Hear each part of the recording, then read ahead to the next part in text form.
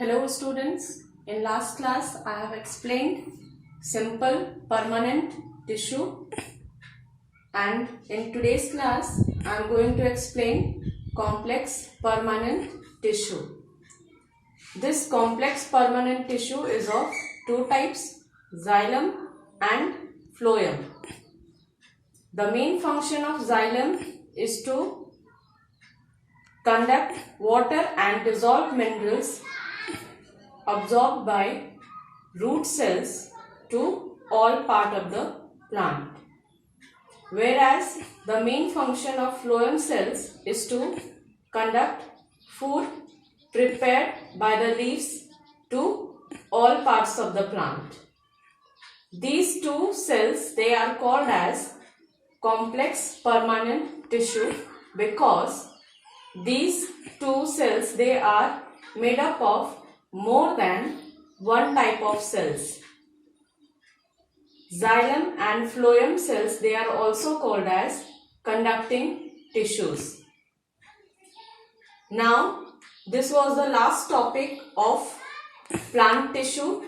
Now, in today's class, I am going to explain the second type of tissue, that is animal tissue. Animal tissue we can see in the animal's body, and it is of four different types: epithelial tissue, connective tissue, muscular tissue and nervous tissue. In today's class, I am going to explain epithelial tissue and connective tissue. So first I will begin with epithelial tissue. Epithelial tissue is the outer covering tissue. It is a thin protective layer. This tissue is found as a surrounding protective layer and also present or forms the outer lining of internal organs. Its main function is protection, absorption, secretion and sensory perception. According to the shapes, it is of three types: squamous epithelium tissue, cuboidal epithelial tissue and columnar epithelial tissue. First one, squamous epithelial tissue, it is in this the cells are thin and regularly arranged with a prominent nuclei. Second one, cuboidal epithelial tissue. In this, the cells are in cuboid shape with distinct nucleus. The last one, columnar epithelial tissue. In this, the cells are cylindrical and arranged vertically in column-like with thread-like projections called cilia. Now the second tissue, that is connective tissue. Connective tissue, its main function is to connect organs from one organ to another organ. It means it connects the different body parts. It also acts like a filling material, the gap between the two organs. It is of three types: connective tissue proper, skeletal tissue and fluid connective tissue. Connective tissue proper is again divided into three types: areolar, fibrous and adipose. Areolar connective tissue is useful, or its main function is to fill the gap between two organs. It acts as a filling material or packing material. Now the second, fibrous tissue, it further divides into two types: yellow fiber and white fibrous tissue. Yellow fibrous tissue we can found in ligaments, and ligaments main function is to connect one bone with another bone. Whereas white fibrous tissue we can find it in tendons, and tendons main function is to connect muscles with bone. Now the last one, adipose connective tissue, its main function is to store fat cells. It is found around internal organs and also located under the skin. Now the second type, skeletal tissue. Skeletal tissue, it is also known as solid connective tissue.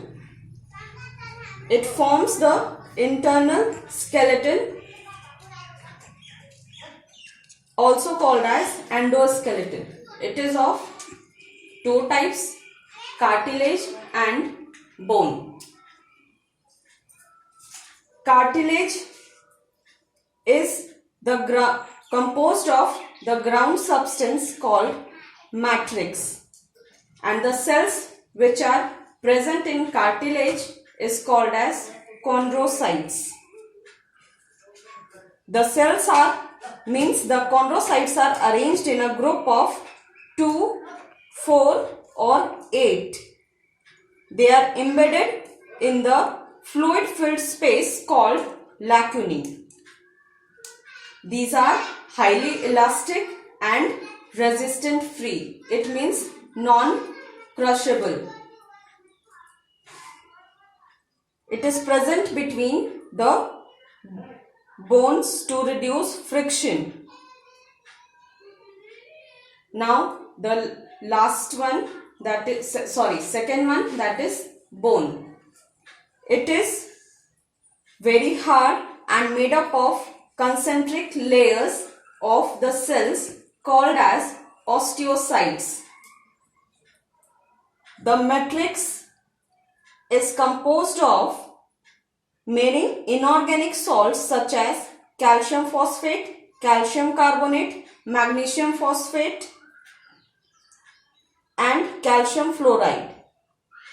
The cells are arranged in concentric layers around a central canal, which is sometimes central canal is filled up by bone marrow, means long bones that are filled with bone marrow, and its main function is the formation of WBC cells and RBC cells. Now the last one, fluid connective tissue. It is of two types, blood and lymph. Blood is composed of two components, cellular components as well as fluid component. Cellular components, they are of three types, red blood cells, the white blood cells and blood platelets. And the fluid part is called as plasma. The second one, lymph. Lymph is a straw colored fluid, or we can say the blood without RBC. Its main function is to protect our body against infections. It also helps in transport fat.